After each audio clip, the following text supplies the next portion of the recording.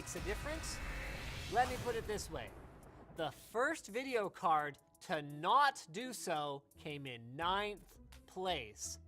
I don't think even special snowflake kids get a 9th place ribbon on Sports Day. Speaking of podiums, Samsung's 850 EVO SSDs killed it again, this time with the lower capacity 250 gig variant leading the charge. But a challenger approaches. In 3rd place, miserly viewers sacrificed 10 gigs of storage for $30 of savings on SanDisk's SSD Plus 240 gig. For folks who broke the bank with their CPUs and SSDs, but need a cheap spinning disk to store their Steam library, the 1TB WD Blue is far and away the most popular SKU, with, this surprises me, hardly anyone in our audience buying more than 6TB drives from either WD or Seagate. EVGA is still in power when it comes to PSUs. But this time, you guys forewent the 650-watt fully modular Supernova G1, which fell to 3rd place, and went for the cheaper 500-watt non-modular 80+ Bronze B1 series. Honestly, that's probably a good move for most people. You get to save a couple bucks while still having the option to remove some unnecessary cable clutter, an important consideration in the tempered glass era. And in case you were wondering, the tables have also turned when it comes to chassis selection. The Enthoo Evolve Tempered Glass Edition gets an honorable mention here for being the most popular tempered glass case, but Fantech's 400 series cases were almost completely absent this time around, leaving the Thermaltake Versa H25 as the most popular single SKU, and the NZXT S340 in its various colors to tower above the rest. Am I the only one who's surprised by this? I mean, the most popular color was white? Go figure. Anyway, if you're not a fan of these silly segues we've been doing, too bad. It's your punishment for once again buying Corsair A-Series AF120s instead of the more versatile SP120s. Apparently 64% of you decided that the $4 of savings was more important than listening to me. So at least you know how much my advice is. And finally, Combo breaker! You moved up market in the monitor department since last time when commodity 60Hz monitors ruled the roost. This time, both the 1 and 2 slots were occupied by high refresh rate 1080p gaming monitors made by AOC and Asus respectively. 144Hz gaming is definitely becoming a thing, with our viewers deeming it as important as ultra-wide resolution, with both of those coming in significantly ahead of 4K. As for mice, Logitech still sits on top, but their G502 Proteus Spectrum lost, narrowly, but lost, to the more expensive G403 Prodigy, a wireless gaming mouse that we covered back here, the first that's considered, even by the pros, to be suitable for high-end competitive play. Who would have thought a wireless mouse with a chance against good old-fashioned copper? And your G403 will go perfectly with your... Wait a minute! This thing isn't made by Logitech. The G-Shen W&Q USB wired gaming keyboard. This puppy has been selling like knockoff AirPods since it rocked the competition in our cheap $25 backlit keyboard roundup. Even though it has gaming in the name, I didn't really recommend it as the best experience in that category, so let us know in the comments how that thing is working out for you there. Leading us finally to the eternal struggle between good and evil, Coke and Pepsi, Crocs and sandals, and audio. We had the exact same headset showdown as before, Sennheiser HD 598s versus the Kingston HyperX Cloud 2s.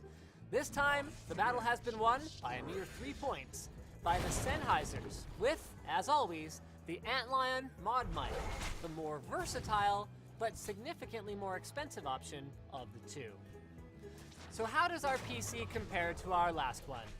Well, again, surprisingly, we ended up with a compatible computer right out of the box, which is pretty neat. And it's about $140 cheaper. But that's only if you remove headset spending from the equation. Otherwise, we saved around 35 bucks since episode 1.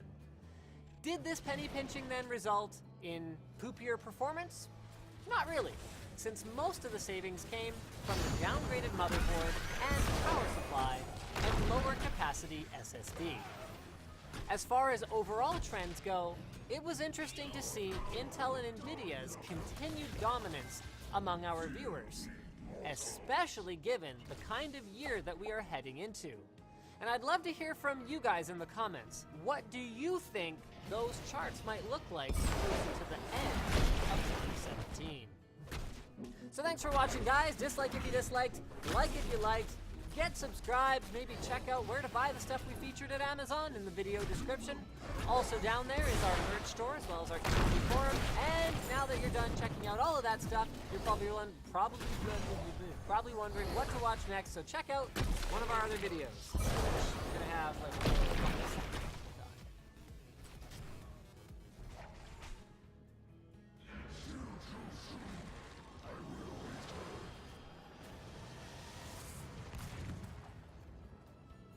Let's be honest with each other. A lot of what we do in the do-it-yourself PC community is because we can, and that's not always a bad thing, especially if you just want to throw in some sick-looking lighting or something like that. But today, we're talking about CPUs, specifically Intel's new Broadwell E enthusiast line. Even though CPU cores have become a little like cylinders in your city-only cruising sedan's engine, where the only point in having a V12 is to say, screw you, I have 12 cylinders. Intel is hoping that its new top-end 10-core behemoth with a price to match will be a hit with those who need top-end performance. So let's take a look at it and the rest of the Broadwell E line and see if it's more than just a status symbol for techies.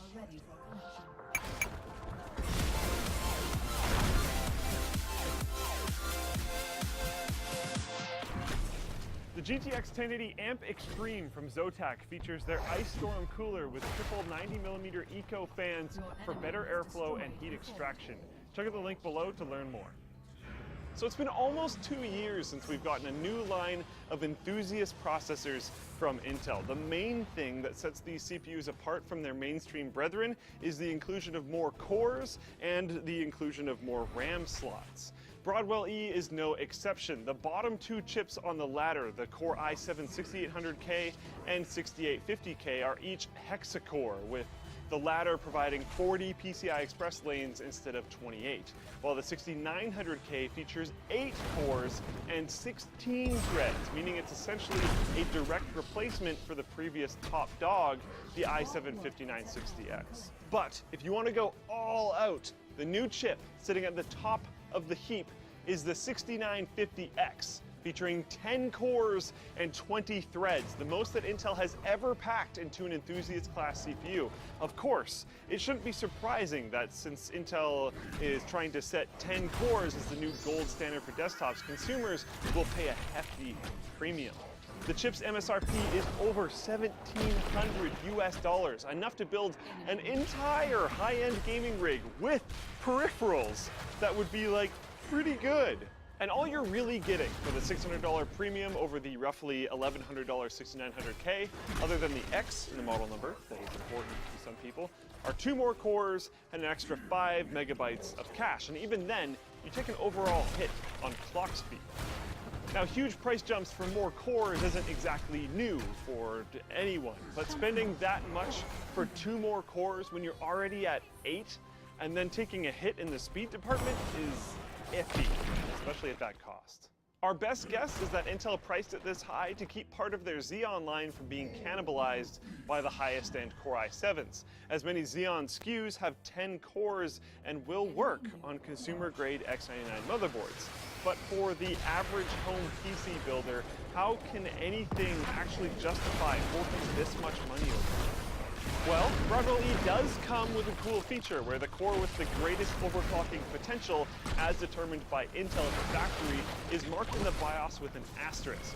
So if you're running a heavily single-threaded application and want the best possible performance, you can overclock that core alone. Then in Windows, Intel Turbo Boost 3.0 will automatically set the affinity of that application to that core specifically, making optimizing performance for single-threaded programs pretty easy. But that alone won't get most of you to spend $1,700, especially as these features are on all the Broadwell E SKUs, not just the 6950X. And even then, why are you optimizing for single core applications if you're buying one of these CPUs? You should probably be buying one of these CPUs for definitely multi-threaded applications, as in single core, they don't do that great. So speaking of which, let's talk about performance instead. We benchmarked all 4 Broadwell E chips on the X99 Deluxe 2 from ASUS, which features their new Aura onboard RGB lighting for not only some cool effects on the PCIe slots, but also for the rest of your rig, which is pretty cool as it has a header to allow board lighting effects to sync with other case lights. You also get a U.2 and M.2 slots for higher-end NVMe SSDs, an extra 4-pin connector for additional CPU power, and USB 3.1 support, including a Type-C connector. The rest of our test bench consisted of 32 gigabytes of Corsair Dominator DDR4, an H100i GTX AIO, a GeForce GTX 1080 Founders Edition, and a Kingston HyperX Savage SSD. We tested the Broadwell E line against the previous generation 5960X, as well as the current Skylake Core i7 6700K, so we instead used the ASUS Z170 Deluxe for the ride. Right off the bat, it's pretty fair to say that it's hard to justify buying any Broadwell E chip if your heaviest workload will be gaming, as the $315 Skylake 6700K beat every single Broadwell E SKU in all of our gaming benchmarks, including the flagship 6950X, even in Cities Skylines, which tends to be more CPU bound than many other titles. But of course, that's not surprising. It's been known for a long time that CPUs with more than 4 cores see more utility on the content creation side, and with things like file compression or encryption. Here we see more threads and cores benefiting in Cinebench, 7-zip, and H.264 video rendering, as well as in AIDA64's AES encryption benchmark. Photo editing benchmarks were a bit of a mixed bag, however, which AIDA64's PhotoWorks benchmark favoring the higher core count of Broadwell E, but RealBench's GIMP tests showed the Skylake 6700K pull ahead on the single core tasks. Indeed, Cinebench's single-core benchmark showed the 6700K well ahead of the other 4 Broadwell E chips as well. But what about overclocking? Could cranking up our clock speeds add more value to the Broadwell E line? We chose to overclock the 6900K since it's the closest thing to a direct upgrade from the older X series SKU. We got our review sample up to 4.3 gigahertz or 300 megahertz over the stock Turbo Boost. Unfortunately, there was a huge power and thermal penalty as CPU cores shot up to 88 degrees Celsius, and we had to put 1.375 volts through the processor to get it stable. Not exactly ideal, since the last gen Haswell E series seemed to have a little more headroom across the board. Performance did increase notably in some benchmarks with the overclock, but single core performance still lagged behind our 6700K running at stock speeds. So with all of that said, do any of these CPUs really make any sense? No doubt there are real scenarios like 3D rendering or really heavy encryption work where more cores do matter. But from a price performance standpoint, the 6800K seems to make the most sense, since you're only paying $120 more than you would for a 6700K and get 2 extra hyper-threaded cores. While it only has 28 PCI Express lanes, that might not be as important as it used to be, especially as NVIDIA is no longer supporting more than 2 graphics cards in SLI for gaming purposes.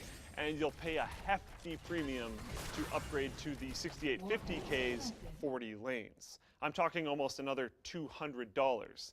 So while Broadwell E might be the ultimate thing for enthusiasts to drool over right now, I'd rather spend my money on the glam that won't spend its life hidden under a water block, even though that would probably be pretty cool. Today we're highlighting the K7XX Black headphones, of course from Massdrop. And they have a bunch of other cool products that you can check out at the link in the video description as well. Hopefully you guys know about Massdrop by now, but if not, the concept is still pretty simple. The more people commit to a purchase, the more people that commit to a certain price for a certain product, the lower the price of that product goes. These are the exact same ones that Linus reviewed last year. And remember, this is a limited drop, so if you want a pair, you're gonna have to act pretty fast. These headphones were configured by Massdrop and manufactured by AKG. So if you want to check them out and grab a pair of K7XX headphones, head over to the link in the video description down below. Thanks for watching, guys. If you liked this video and you're like, I'm going to buy the 6800, or maybe just not an Enthusiast Series 1, because let's see, it barely loses, and that's in 6-core. So if I switch to 8 and reboot, it'll absolutely obliterate the 6950 at stock frequency. You can't overclock that, of course, but I think it's still pretty incredible to kind of get those results.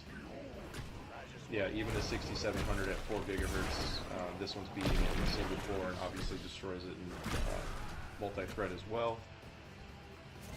Alright, let's see who's tuned in. So we got 6 people watching. Thank you guys for tuning in. Anything you want to see, just let me know. If you can't hear me, check the chat. And I'm going to ask you just in case.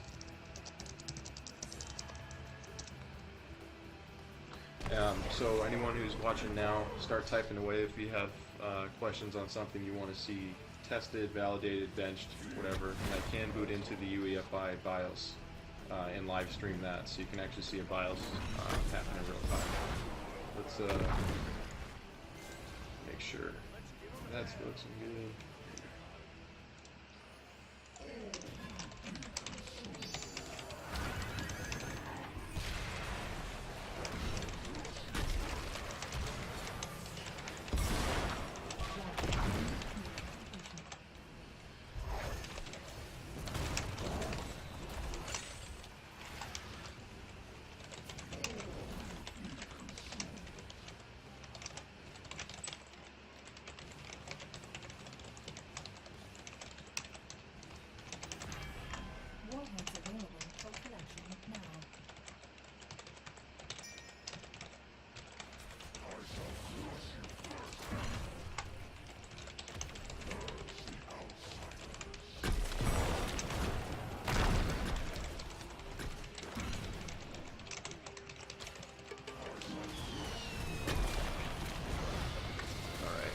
Refresh this, make sure it looks good.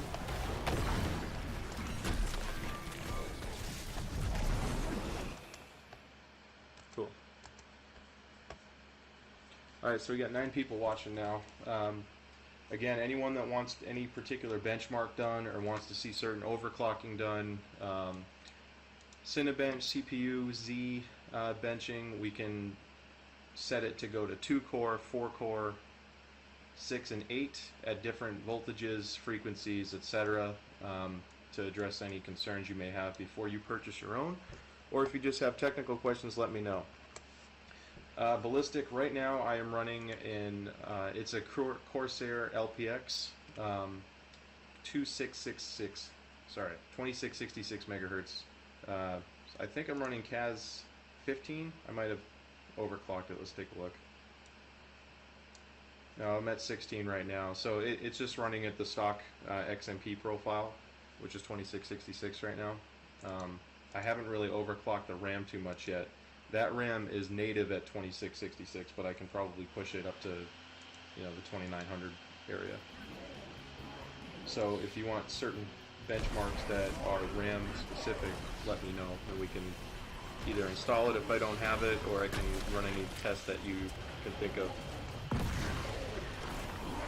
Right now it's in 6-core mode because I was doing the bench earlier for the request of someone else. And if you want to see the UEFI per gigabyte, post that up, know that. So let's run this again as a single core. And this is at 4.1 gigahertz on Cinebench. This one's going to take a bit. Mystic, this is a MSI Core Frozer L CPU cooler. It's pretty It's only a $50 CPU cooler. I know everyone was benchmarking, you know, dual radiator or triple fan water coolers and really high-end Noctua fans. So I wanted to get something that's a little bit more budget-oriented to help show you guys what's possible with an entry-level CPU cooler. Hopefully I can get my hands on a good liquid cooler soon, and I'll compare that. As far as temperatures go, you know what, screw it. I'll load this while it's benching. It shouldn't take much. So on this motherboard, TMP-IN2, that is the actual CPU on the Gigabyte. The Ryzen Zen Master, or Ryzen Master, will actually show a pretty accurate reading, obviously, as well. If I minimize this, 68 centigrade, and that is on 6 cores. It will be hotter at 8. Yeah, I will turn off Chrome. Sorry, I was kind of just screwing around right now, but let's make sure this is good. Okay. Let's cancel and see if I can do this a second time. Oh. Well, that stinks. We'll let that sit for a minute. I'll run it again. This is more just screwing around in 6 cores to make sure I wouldn't crash it at 4.1 gigahertz with 1.38 volts. To answer the question on the highest overclock with 4 cores, I only tested 4 cores once at 1.34 volts, and I hit 4.2 gigahertz on 4 cores. I didn't keep it after that because I didn't want to run 4, so but I did hit 4.2 gigahertz on the Gigabyte Aorus motherboard. Yeah, with 4 cores disabled, and I disabled it using the Ryzen Master. I didn't use the motherboard to do that. So let's see if I'm missing anything. Yep, so far caught up. Alright, so if you guys have questions, let me know. Anyone else tuning in, I'm not sure how many are watching at the moment, but I can run different benchmarks. You can make requests for certain ones, or we can kind of just screw around. CSGO frames per second. Let's see, Stan, what resolution do you want me to run at for the CSGO? I do have that installed on Steam, so I can run that test for you. Memory speed question is 2666 megahertz. I'm running just with an XMP profile. I haven't overclocked the RAM yet, but I did get it to run at 26.